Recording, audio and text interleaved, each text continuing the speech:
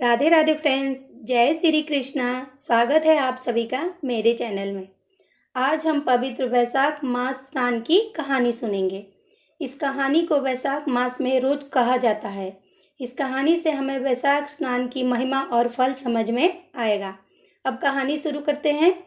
एक समय की बात है, किसी नगर में एक राजा था जो बहुत दयावान, धर्मात्मा और भगवान विष्णु का परम भक्त था। वह हर वर्ष गंगा जी में वैशाख स्नान करता था।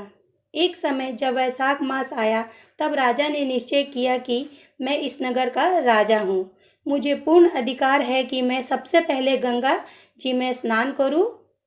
उसने सारे नगर में यह खबर फैला दी कि गंगा जी में मैं सबसे पहले स्नान करूँगा और बाद में बाकी सब। यदि कोई पुरुष उससे पहले स्नान करेगा तो वह उसे अपना आधा राज दे देगा, और यदि कोई स्त्री उससे पहले स्नान करेगी तो वह उससे विवाह कर लेगा। ऐसा कहकर राजा ने गंगा जी के घाट पर पहरा करवा दिया। पहरेदार सारी सारी रात गंगा जी के घाट पर पहरा देते और राजा सबसे पहले सुबह घाट पर आता और स्नान करता, परंतु उसे घाट गीला मिलता और पानी हिलता हुआ दिखता था। राजा ने पहरा और कड़ा कर दिया, परंतु रोज का यही हाल था, क्योंकि घाट के किनारे पेड़ पर एक बंदरिया रहती थी जो रोज सुबह सबसे पहले गंगा जी में स्नान करती थी। अपने पिछले जन्म के कुकर्मों से उसे बंदरिया का जन्म मिला था। उसे अपना पिछला जन्म याद था। वो भगवान विष्णु की भक्त थी, इसलिए वैशाख मास स्नान किया करती थी। देखते ही देखते वैशाख मास समाप्त होने को आया।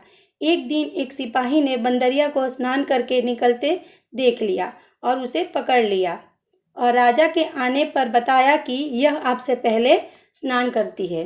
बंदरिया को देख राजा को आश्चर्य हुआ। तब बंदरिया ने इंसान की भाषा में उसे सारी बात बता दी। अब जैसे कि राजा ने प्रण लिया था, उसने बंदरिया से शादी कर ली।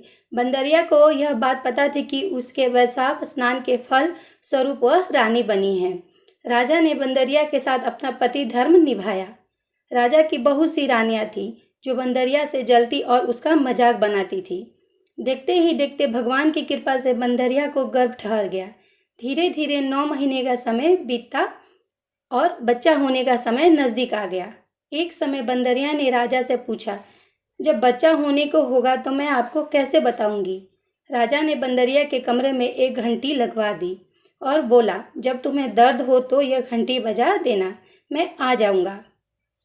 बाकी रानियों ने जब यह घंटी देखी तो पूछने लगी कि यह घंटी क्यों लगवाई है, तो बंदरिया ने सारी बात उन्हें बता दी। रानियां हंसने लगी और बोली, जरा बजा कर तो देखो राजा आते हैं या नहीं। बंदरिया ने घंटी बजा दी। राजा दौड़ा दौड़ा आया और पूछने लगा, क्या हुआ, दर्द हो रहा है। बंदरिया बोली, मैं तो देख रही थी आप आते हैं या नहीं। राजा को यह सुनकर बहुत गुस्सा आया। उसने घंटी उतरवा दी। एक दिन बंदरिया को दर्द होने लगा तो रानी बोली, तू आंखों पर पट्टी बांधकर लेट जा, इससे तुझे दर्द नहीं होगा। वैशाख मास के पुण्य के प्रभाव से बंदरिया ने एक बहुत सुंदर बालक को जन्म दिया। यह देख सभी रानियां चिढ़ गई, क्योंकि उनके कोई पुत्र नहीं था। वह सोचने लगी, अब यह राजकुमार बनेगा और बंदरिया राजमाता बन जाएगी। सभी रानियों ने एक योजना बनाई और बड़ी रानी ने बच्चे को कपड़े में ढककर बाहर ले गई। दासी को बच्चे को देकर बोली, इसे नदी में बहा दो। ऐसा कहकर रानियों ने बंदरिया के पास एक पत्थर रख दिया।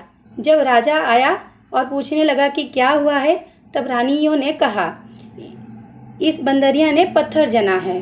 राजा ने सोचा, जब बाकी रानियों को बच्चा नहीं है तो इस बंदरिया को कैसे होगा। उधर जब दासी बच्चे को नदी में बहाने लगी तो ऐसा उससे नहीं किया गया। दासी ने नदी के किनारे एक कुम्हार के मिट्टी के बर्तन में बच्चे को रख दिया। कुम्हार ने जब बच्चे को रोते हुए देखा और उसे उठा लिया, और वह बहुत प्रसन्न हुआ, क्योंकि उसके कोई संतान नहीं थी। दोनों पति पत्नी मिलकर उसका पालन पोषण करने लगे। समय के साथ वह बड़ा हो गया। एक दिन वह कुएं के पास खेल रहा था। वही एक दासी आई और अपने सहेली से बात करने लगी। बंदरिया को बेटा होने वाली बात भी उसने उनको बता दी और वह यह भी कहा कि उसने बच्चे को कुम्हार के बर्तन में रख दिया था। लड़की ने सारी बात सुन ली और जाकर कुम्हार को बता दी। कुम्हार बोला, इसका मतलब तुम राजा के पुत्र हो और बंदरिया तुम्हारी माता है। पर यह बात हम राजा को कहेंगे, कैसे कहेंगे? रानियां हमें झूठा साबित कर देंगी। लड़का बोला, आप मेरे लिए मिट्टी के हाथी घोड़े बना लो। लड़का हाथी घोड़े लेकर कुएं के पास बैठ गया। जब दासियां पानी भरने आई तब वह लड़का बोला, मेरे हाथी घोड़े को भी पानी पिला दो। तब दासियां बोली, मिट्टी के हाथी घोड़े भी कभी पानी पीते हैं? तो लड़का बोला कि राजा यह मान सकता है कि बंदरिया को बच्चे की जगह पत्थर पैदा हुआ है, तो ये पानी क्यों नहीं पी सकते? दासियों ने जाकर यह बात राजा को बता दी। यह सुनकर राजा को बहुत आश्चर्य हुआ। उसने बंदरिया से पूछा तो वह बोली, मुझे कुछ भी पता नहीं है, मेरे आंखों पर पट्टी बंधी थी। राजा ने बाकी रानियों से पूछा तो रानियों ने कहा, हमने पत्थर पैदा होते हुए देखा है। राजा को विश्वास हो गया। राजा ने कुम्हार को और उसके लड़के को देश निकाला दे दिया। अब वह जंगल में झोपड़ी बनाकर रहने लगे। एक दिन लड़के ने एक योजना बनाकर वह लड़का मिट्टी के घड़े में पानी भरकर और पेड़ के नीचे आग जलाकर पीपल के पेड़ पर चढ़कर बैठ गया। कुछ देर बाद जंगल में नगर की कुछ लड़कियां आई और लकड़ी काटने लगी। थकान की वजह से उन्हें प्यास लगने लगी। वह पेड़ पर बैठे उस लड़के से पानी मांगने लगी। उसने कहा, पानी के बदले तुम्हें मेरा एक काम करना होगा। मेरा गमछा पकड़ा कर मेरे पीछे पीछे चलना होगा। प्यास के कारण लड़कियों ने हाँ कर दी। गमछा पकड़कर उसके पीछे चलने लगी। लड़के ने अग्नि और पीपल के चक्कर लगाकर उन्हें पानी पिला दिया। पानी पीकर वह सब अपने घर चली गई। घर जाकर उन्होंने सारी बात अपने माता पिता को बता दी। यह सुनकर सब लोग राजा को यह बात बता दी।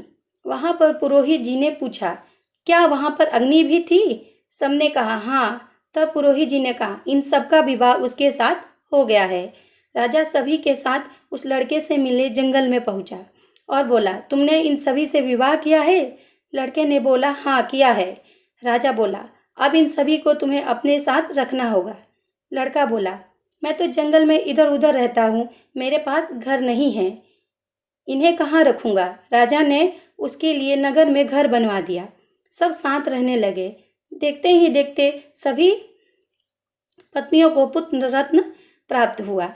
तब लड़के ने राजा के साथ रानियों को भोजन पर आमंत्रित किया। राजा सभी रानियों के साथ उसके घर गया, परंतु बंदरिया को नहीं ले गया। तब लड़के ने पूछा, आप अपनी सबसे छोटी रानी को क्यों नहीं लाए? राजा बोला, उसे समझ नहीं है, वो बाहर नहीं आती है। लड़के ने राजा से विनती कर बंदरिया को बुलवाया। बंदरिया के आते ही लड़के ने उसके पैर धोए और पूजा में बिठाया और बच्चे को उसकी गोद में दे दिया, आशीर्वाद लिया। बाकी रानियां अपना अपमान समझकर वहां से जाने लगी। तब लड़का बोला, इन्होंने मुझे जन्म दिया है। राजा आश्चर्यचकित हो गया। लड़के ने रानियों की सारी करतूत राजा को बता दी और उस दासी से गवाही दिलवाई। यह सब सुनकर राजा को बहुत गुस्सा आया और उसने अपनी सभी रानियों का त्याग कर दिया और बंदरिया रानी पुत्र, बहू और पोतों के साथ महल में सुखपूर्वक राज करने लगा। हे भगवान विष्णु, आपने जैसे बंदरिया पर कृपा की वैसे ही सर पे कृपा करना। राधे राधे। जय श्री कृष्ण।